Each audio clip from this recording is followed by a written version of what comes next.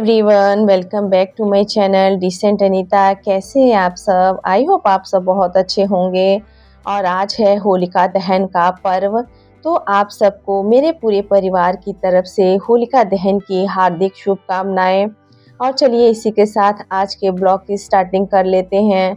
Guys, आज का मेरा ब्लॉग काफ़ी इंटरेस्टिंग होने वाला है क्योंकि आज मैं आप सबके साथ गुजिया की रेसिपी शेयर करने वाली हूँ। मावा गुजिया की रेसिपी मैं वही बताऊंगी जो मैं खुद से बनाती हूँ, जो मेरा अपना खुद का तरीका है। तो सबसे पहले मैंने यहाँ पर मावा को भून लिया है, इसे मैंने मार्केट से ख़रीदा है। उसके बाद से मैं अभी कर ले रही हूँ सूजी को छान लेती हूँ। इस तरह छान लेने से कोई डाउट नहीं रहता है।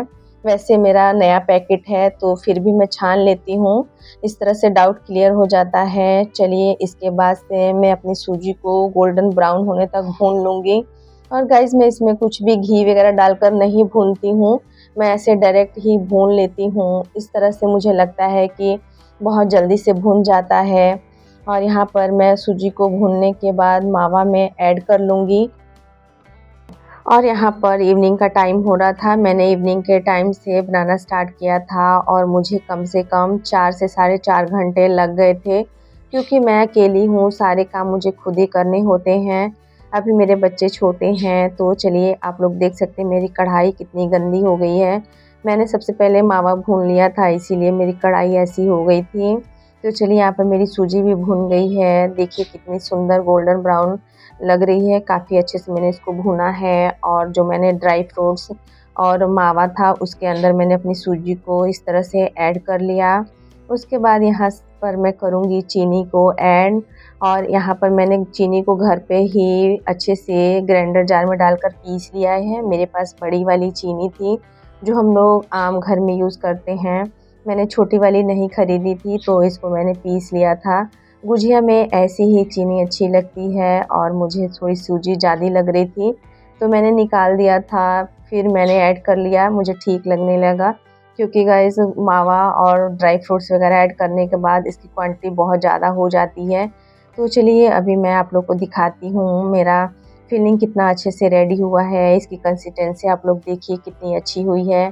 फिर यहाँ पर मुझे मीठा भी कम लग रहा था तो मैंने दोबारा से इसमें चीनी थोड़ी सी ऐड कर ली थी क्योंकि बच्चे थोड़ा मीठा ज़्यादा पसंद करते हैं। तो चलिए अभी मैं आप लोग को दिखाती हूँ मेरी फिलिंग कैसी हुई थी रेडी। और यहाँ पर अभी मैं मैदा को भी छान लेती हूँ। और गाइस, मैदा वगैरह मैंने सब कुछ छान लिया था। अब मुझे करना था मोइन, पर मेरा रिफ़ाइंड ख़त्म हो गया था और मैंने रिफ़ाइंड में ही मोइन किया था। तो चलिए अभी मैं नया पैकेट खोल लेती हूँ और इसको मैं छोटे वाले जार में डाल देती हूँ। इस तरह से काम करना काफ़ी ईज़ी हो जाता है।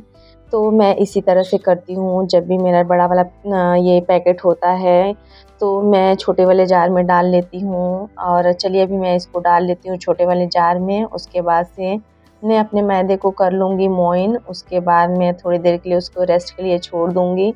और गाइस, इस तरह अगर आप आटा वगैरह कुछ भी लगाइए उसको गूँथने के बाद थोड़ी देर के लिए छोड़ देते हैं तो वो काफ़ी सॉफ्ट हो जाता है और उससे रोटियां या कुछ भी आप बनाइए तो काफ़ी इजी से काम हो जाता है। और गाइस, यहाँ पर मेरा जार थोड़ा सा चिपचिपा हो रहा था क्योंकि जब भी आप किचन में काम करते हैं, तड़का वगैरह लगाते हैं तो ये सब चीज़ें नॉर्मल हैं, चिपचिपी हो जाती हैं ऑयल वगैरह की वजह से। तो यहाँ पर मैंने सबसे पहले देखिए मैदे में मोइन डाल दिया है और अब यहाँ पर मैं बैठ गई हूँ बनाने के लिए। और अभी कम से कम 8:30 या 9 बजे का टाइम हो रहा था गाइस। और मेरा बेटा आया था थोड़ी देर के लिए, लेकिन ये सब काम बच्चे कर नहीं पाते हैं। और अभी यहाँ पर मैं सब कुछ जो भी मुझे चीज़ें चाहिए थी मैंने सब कुछ नीचे रख लिया था और मैं यहाँ पर आराम से बैठ गई थी क्योंकि इसमें लगने वाला था काफ़ी टाइम और इतना देर में खड़े होकर नहीं कर पाती, थोड़ा सा डिफ़िकल्ट हो जाता। तो चलिए मैंने सब कुछ यहाँ पर नीचे रख लिया है पहले से ही, जो जो चीज़ें मुझे चाहिए। और इस तरह से मैं एक बड़ा बड़ा रोटी टाइप का बेल कर गैस इसके अंदर रख के और फिलिंग ऐड करके मैं पानी लगा लगा कर सारे जो भी मुंह होते हैं उनको पैक कर ले रही थी। चलिए इस तरह पानी लगा लेने से मुंह खुलते नहीं है, नहीं तो जब भी फ्राई हम लोग करते हैं तो उसका मुंह खुल जाता है और सारी मेहनत बेकार हो जाती है। और थोड़ी देर के लिए मेरी बेटी आ गई थी, इसने भी मेरी काफ़ी हेल्प करी थी गाइस। बच्चे जानते हैं उतना अच्छे से कर नहीं पाते हैं, फिर मुझे दोबारा करना पड़ रहा था, लेकिन इतना ही हेल्प काफ़ी हो जाता है। तो चलिए इसी तरह से मैं सारी गुजिया को बना लेती हूँ और मैं थोड़ा-थोड़ा बना के साथ फ्राई भी कर ले रही थी, क्योंकि मुझे लगता है ना कि एक साथ ढेर सारा बनाकर रख लेने से सूखने लगता है।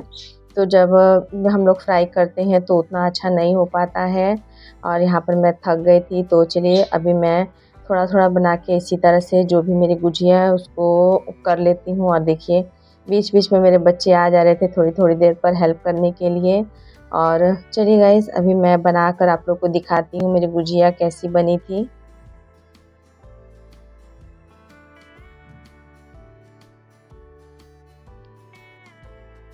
और अभी यहाँ पर मैंने कढ़ाई रख दी है, इसके अंदर मैंने रिफाइंड ऐड किया है और जैसे ही मेरी रिफाइंड गरम हो जाएगी उसके अंदर मैं अपनी गुजिया को डाल दूँगी। और आप लोग सबको पता ही है त्योहार में बहुत सारे काम हो जाते हैं, इसीलिए मैंने अपनी गुजिया एक दिन पहले ही बना ली थी।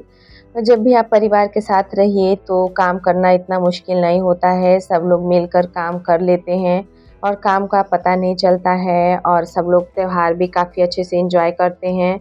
लेकिन एक हाउसवाइफ़ होने के नाते गाइज़ त्योहार में तो हम लोग काम करते-करते ही थक जाते हैं, त्योहार का तो जैसे मज़ा ही ख़राब हो जाता है।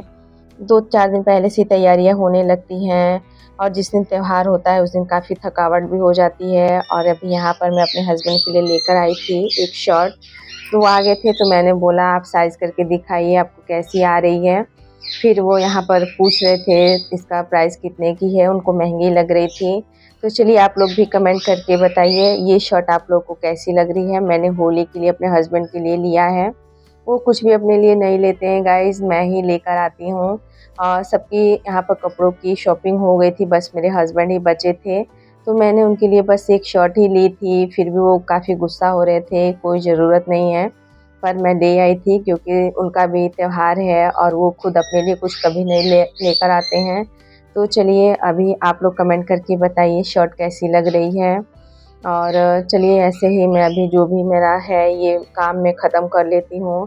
इसके साथ के साथ अभी मुझे बनाना है खाना और मैंने दोपहर में आज बनाई थी सब्ज़ी, तो मेरे पास पड़ी हुई है, बस मुझे रोटी ही बनानी है।